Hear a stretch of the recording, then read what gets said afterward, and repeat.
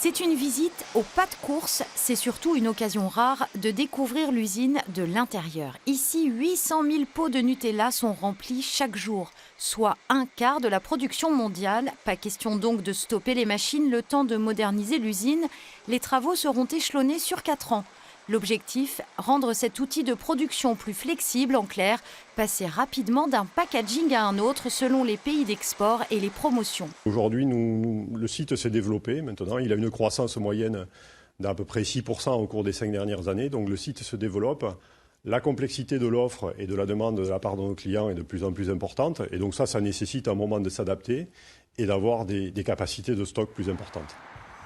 C'est sur ce terrain, proche du viaduc de l'autoroute, que sera construit un nouveau magasin de 6 400 mètres carrés pour stocker toujours plus de palettes de produits finis. En retour, Ferrero s'engage à réaménager des zones humides à proximité, notamment sur l'ancien site de l'usine textile Badin. Les élus de la vallée étaient d'ailleurs présents ce matin pour la présentation du projet.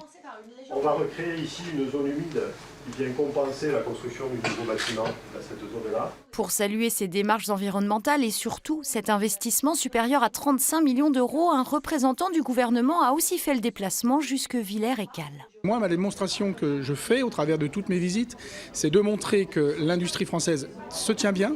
Dans certains secteurs, je pense à l'agroalimentaire, est particulièrement performante, qu'elle investit, qu'elle produit de l'emploi, même si les emplois seront naturellement différents, même si certains emplois existants aujourd'hui disparaîtront, c'est clair, mais il s'en crée des nouveaux.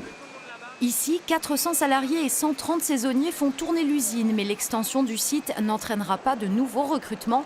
La direction annonce tout de même que si la croissance se maintient, une nouvelle ligne de production pourrait être installée d'ici 2 ou 3 ans, de quoi cette fois-ci créer des emplois.